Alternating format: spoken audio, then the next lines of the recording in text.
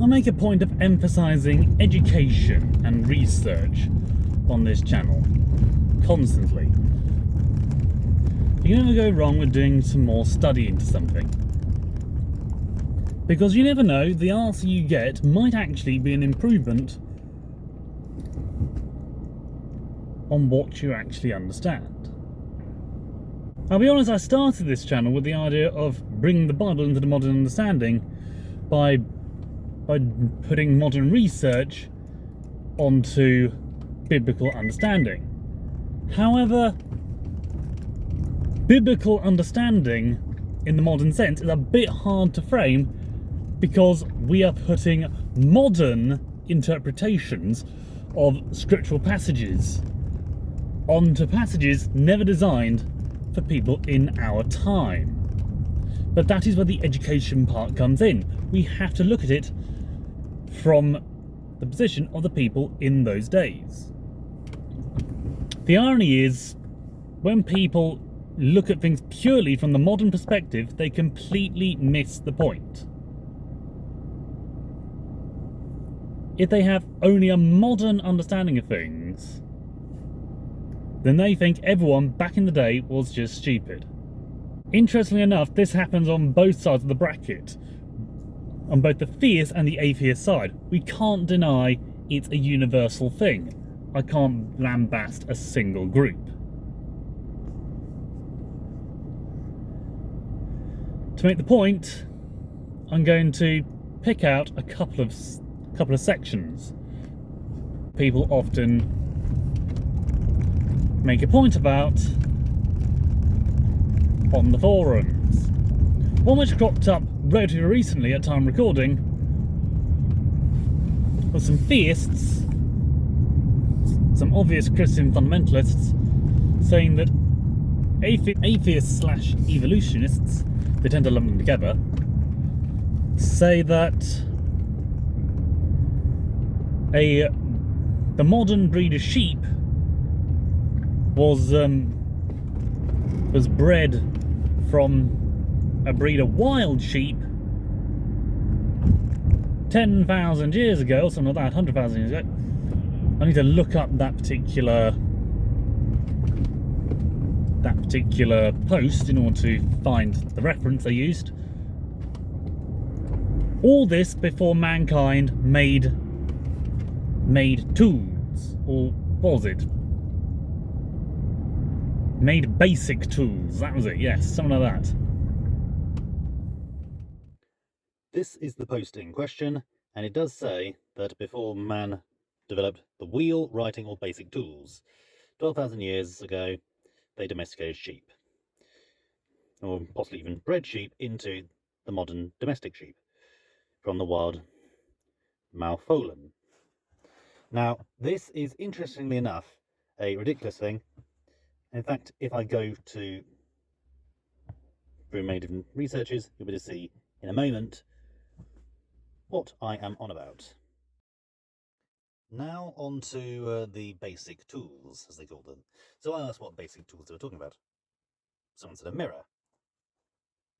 Interesting.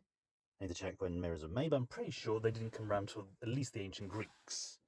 Hammer, saw, screwdrivers, one of each, adjustable crescent wrench. I am sort of wondering how that's relevant. I love the fact that someone tried sort of throwing me under the bus by saying, if you need a definition of what basic tools are, you don't deserve an explanation. I would argue that you need to define them in this case, because realistically, if you're looking at all that stuff, you're not getting anywhere with basic tools. And early crop harvester, he's basically asking for a combine harvester. I don't know when they came around, but I'm pretty sure that wasn't until after Napoleon. At the very latest, the very earliest, sorry. So, all of that is just ridiculous, and as far as I can tell, completely unnecessary for making sure you can breed sheep, which is another thing entirely that I think these guys are missing the point on. In fact, the one thing that made man most notable in the Stone Age was in fact their tools. And what were they made of? I think the clue's the name of the era. Stone, flint, obsidian.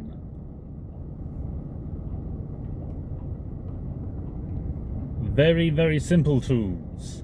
Intricately made sometimes, but certainly not advanced by the standards of today. One thing I find particularly interesting is that when it comes to breeding animals, you don't really need to have advanced tools. What are you expecting? An artificial inseminator? The basics of breeding an animal is to take the two creatures that have the most desirable traits of that animal and bring them closer together, so they will eventually mate. Now, I know I did misspeak and say that we bred them rather than go straight for domestication. But if you bear in mind that domestication and breeding is not too dissimilar, especially when you get round to just keeping them, you find it just a matter of protecting them from dangerous animals. And if you bear in mind wolves could have been used for that, or the early dogs, that would have worked just as well. But in this case, we need to ask the question of why they were domesticated in the first place. And strangely enough, they were originally used for breeding for meat, as you can see there. And it's only later, about 4,000 or 5,000 years ago, that sheep were bred for secondary products such as milk and wool, and thus how they became such useful creatures for us. So the fact that they're saying we go straight from the initial sheep to the wool is, quite frankly, a fallacy. And when you bear in mind that the sheep they were breeding from could easily start developing its own longer wool, and they just start breeding them to favour the longer and longer wool, force the breeding, and sooner or later you will get a situation where you do have the wool long enough to make it a viable option for the breeding process, not just a useful thing to have on hand. Otherwise, all we're having is mutton. That is how breeding goes. Desirable traits stick around if the two animals breed together. Naturally, they have to be the same species and so forth in order for those traits to actually develop into young, rather than just become a weird mix that just doesn't even survive germination. And interesting enough, you can make such a situation without needing any tools. You can make, but certainly not by using advanced tools.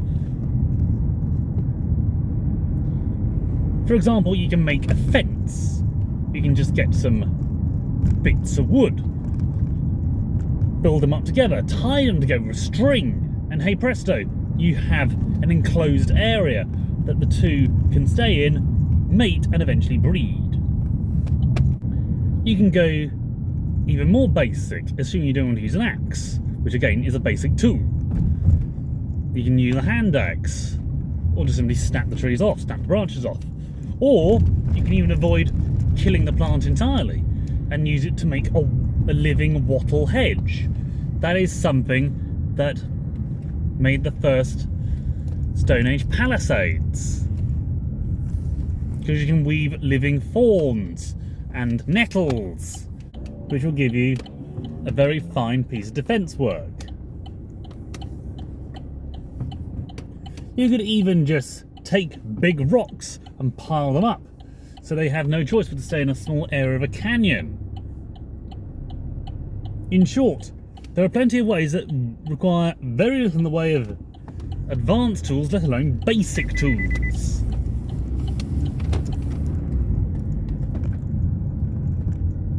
All of which can be done by anything with a brain. And yet they think just because mankind hadn't worked out Pythagoras' theorem, it wasn't possible.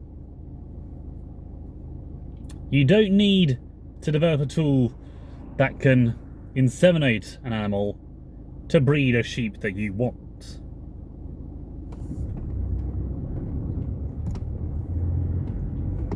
So that's theists being very obvious. However, atheists also fall into this trap constantly. Even though scientific research actually strongly suggests that ancient man, even in the medieval period, the Stone Age, the Iron Age, all that sort of thing, was basically just as intelligent as your average human today. Interesting they ignore their own research, especially into the realms of medical science, because there are several accounts of circumcision being used in medical fields today for legitimate treatments. Before anyone jumps on the bandwagon, there are plenty of reasons why circumcision is a medical treatment.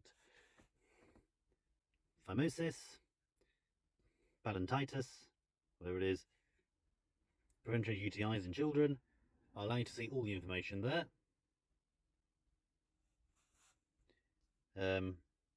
Prevention of penile and cervical cancer. Again, psoriasis. Psoriasis, sorry.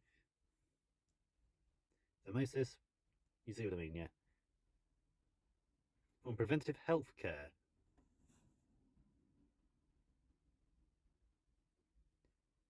We'll admit that is a Wikipedia article, so we can't always guarantee accurate information there. But the fact that some do mention is just as much a medical procedure shows how easy it can be. Granted, I do see someone says cosmetic reasons, and I do say later on in the video that it's not for cosmetic reasons, but it's, generally speaking, not as solid as anything else.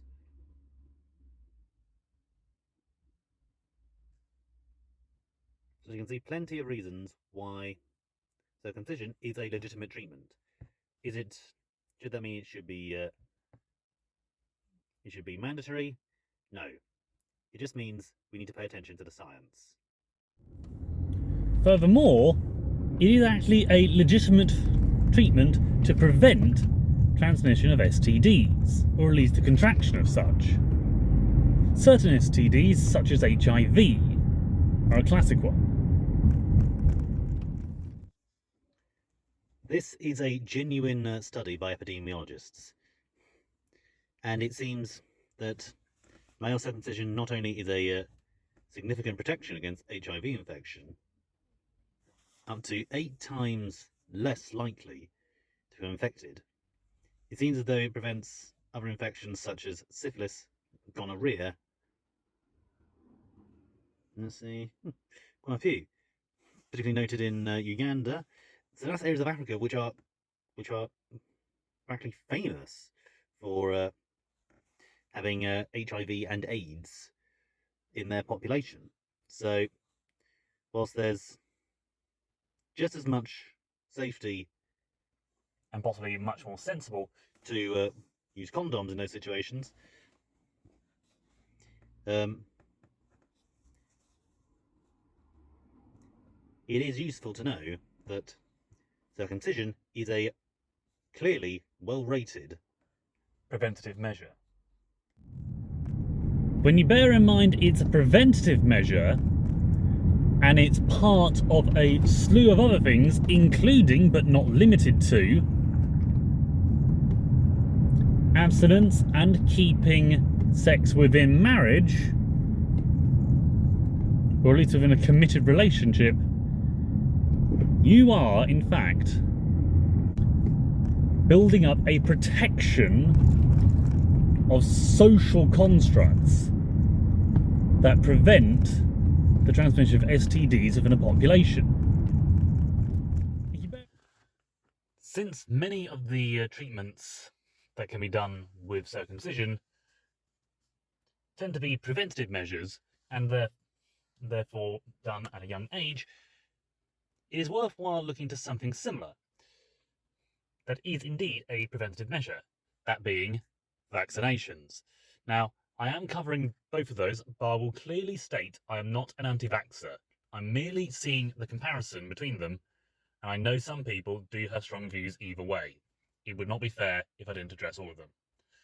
So, I did have to check what are the complication rates reported from circumcisions. Now, apparently it's 1 to 15%, and that can include minor ones. Most of them are minor, such as bleeding, infection, and reopening wounds, and major, which can include urethral openings, perpetual fission defects, no, fusion defects, which sounds like if things just keep resticking, which certainly sounds like it's possible, this sort of thing. And indeed, at worst, necrosis or even entire amputations. So it's always worthwhile considering the negatives. But to do our due diligence, we have to check vaccinations. And I've got to admit, this is the only site I've been able to see, just with a very basic search, that gives information about it. And it says between 10 to 15% of over 30,000 events and can be described as serious. It seems that I've got to admit, that is merely the data collected from the 30,000 events of complications that are being measured. 10 to 15% are serious. I have to emphasize that, even though it's going against my point. But the moment you see that's the only figure I've been able to find, you can easily see how some people jump on the bandwagon with that. But does that mean vaccinations should be banned? Far from it. My daughter, at the time of recording, has recently had her vaccinations. She was not pleased about it, and we've been very careful of her health ever since. But it's still a preventative measure. She will be safe in the future from other diseases. So I will not be denying her the vaccinations. Another thing that circumcision prevents is UTIs, urinary tract infections. These are always interesting and can in fact cause delirium, most notably in elderly patients such as adults. My mother, for example, with Alzheimer's, can certainly be affected by UTI. But UTIs also affect children and can indeed give them hallucinations, apparently. You bear in mind that back in the day, most things that can be passed off as or seen as psychological events, schizophrenia, even autism, can be perceived as a demon attack. It is worthwhile considering this as a preventative measure, so we are not being fooled by potential UTI. Furthermore, UTIs can cause all manner of damage to a child. It is useful to see that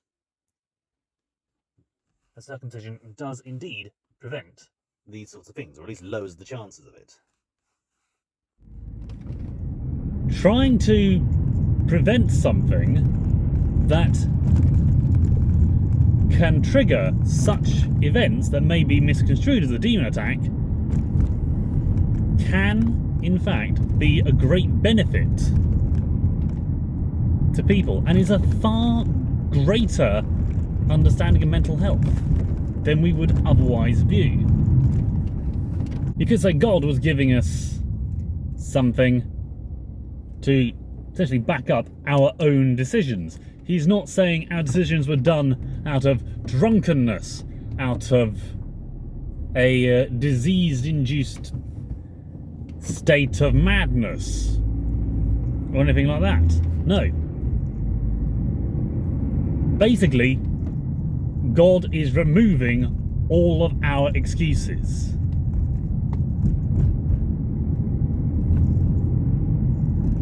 If we choose to sin, it is not out of madness. It is not out of a lack of control. It is not even out of a disease-fueled madness that can easily be put down to an infection. No, far from it. It is ensuring that every decision we make is clear-minded, and therefore we have no excuse when it comes to sin.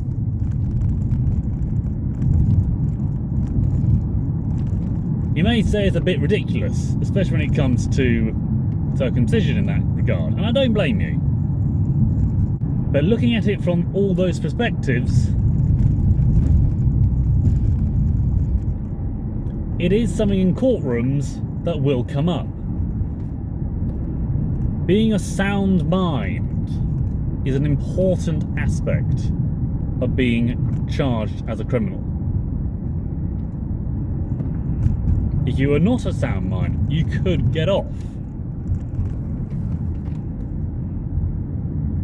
But if you are clearly a sound mind and you've done everything right, then really you've got no excuse at all. You've been told what to do. You didn't do it. Is this ad hoc? Potentially. But you can't deny, adding up the research independently, it does come together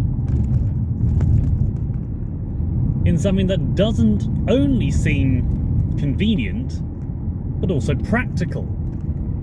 Now you may say, it's done with a sharp rock, at best a bronze knife, but the sharp stone at the time would have been obsidian. Obsidian is volcanic glass. Now, that is so sharp it can be used in surgery, and in fact, there are several accounts of people needing to use obsidian-bladed scalpels. This is not an exaggeration. Steel can make a very sharp knife, and that's why we tend to use modern steel in most tools, including surgical tools. However, obsidian can go down to 3 nanometers, making it a very, very sharp knife indeed. Now, if you bear in mind, there will be some complications that many people point out. A very sharp blade is also incredibly brittle. and that is true, but scalpels, steel scalpels, can make a cut so easily and so finely, you'll barely notice it until you see the blood.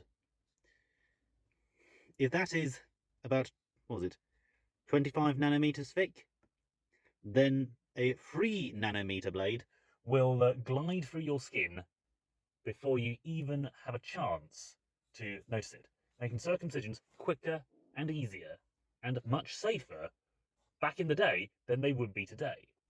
Whilst we don't have any statistics to back up how safe it would have been, we can see it was not a hacking motion with a rock, it was a fine surgical procedure that could have been done by all manner of cultures if they just had a piece of obsidian. It's worthwhile noting that there are plenty of herbs that would have been around in that time and in that area that would have been useful for an anaesthetic, or possibly even a sedative. Valerian is a common one that's mentioned as a sedative. And for an anaesthetic, or even a pain relief, opium and mandrake. Perfect. Henbane. In fact, opium, everyone knows opiates are a powerful form of pain relief. That's why they become so addictive. So that is a possibility.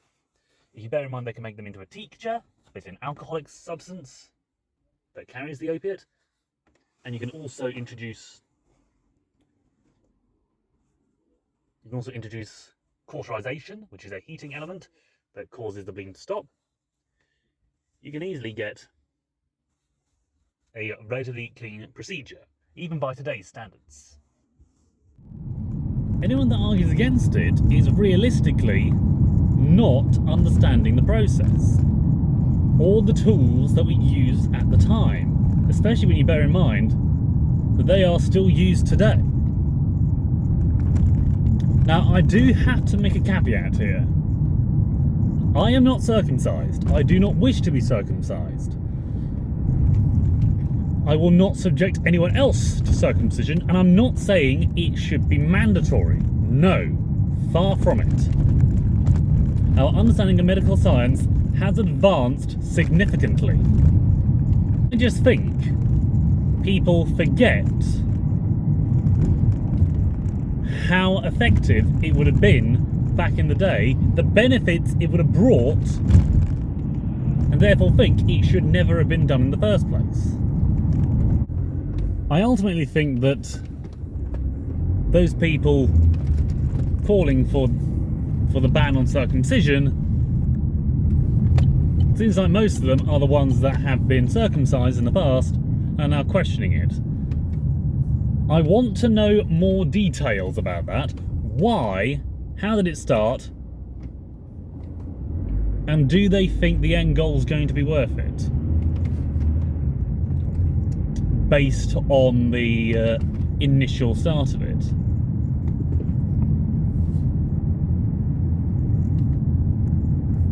It is not cosmetic,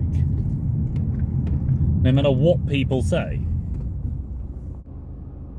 If that was the case, I'm pretty sure far more people would be complaining about the removing of pubic hair, which is very much a cosmetic thing, unless people wish to say otherwise. But realistically, when we start applying modern standards and modern-based thinking to decisions that were made in the past, without fully understanding everything about those situations and everything about what they are arguing about,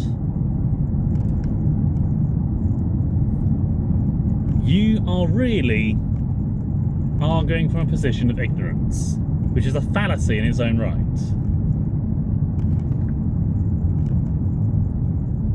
Do the research, look up stuff. And if you're going to bring something into the modern worldview, be prepared to start off in the past.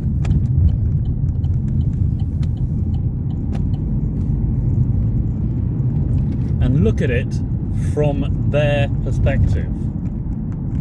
Because before you can judge anyone, you have to walk a mile in their shoes. Especially if you're going to insult them. Because then you'll be a mile away and you'll have their shoes. So stay safe, people. Stay humble.